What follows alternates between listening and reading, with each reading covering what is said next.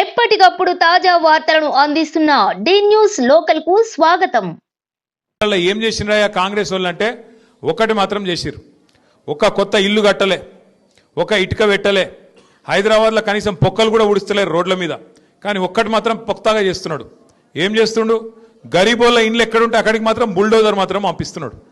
హైడ్రా అని చెప్పి ఒక కొత్త దుకాణం పెట్టి కొత్త ఇల్లు కట్టింది లేదు, ఒక పట్టా ఇచ్చింది లేదు. ఉన్న ఇల్లు గులగొట్టుట్లో మాత్రం ఫస్ట్ ఉన్నాడు, ఇల్లు మాత్రం గులగొడతా ఉన్నాడు. జూబ్లీ హిల్స్ వాళ్ళు, షేక్పేట వాళ్ళు ఇలా మీరు చేయవలసిన ఆలోచన ఒక్కటే, మీకు కారు కావాలన్నా బుల్డోజర్ కావాలన్నా ఏదో ఒకటి ఆలోచన చేసుకోరు.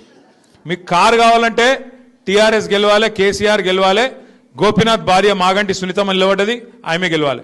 ఇక మీ ఇంటికి బుల్డోజర్ రావాలి, హైడ్రా రావాలంటే మాత్రం పక్కా మీరేం చేయాలనో అది చేయండి. నేనేదో ఇది మిమ్మల్ని భయపెడతానికి చెప్తలేను, ఉన్న వాస్తవం చెప్తున్నా. ఉన్న వాస్తవం ఏంది ఈరోజు అంటే, ఇవాళ మీరు చూస్తే రేవంత్ రెడ్డి ప్రభుత్వం, కాంగ్రెస్ ప్రభుత్వం వచ్చినాక కోర్టులంటే గౌరవం లేదు, పేదవాళ్ళంటే గౌరవం లేదు. మీ దగ్గర కాయిదాలు ఉన్నాయా, కాయిదాలు లేవా, పట్టి లేదు.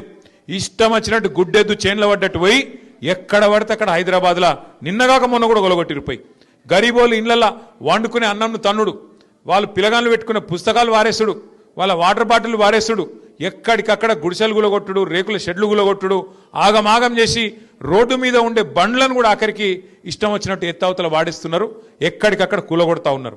అందుకే నేను అంటున్నా, మీకు కారు కావన్నా బుల్డోజర్ కావన్నా ఆలోచించుకునే సమయం ఇవాళ జూబ్లీ హిల్స్ ప్రజలకు వచ్చింది.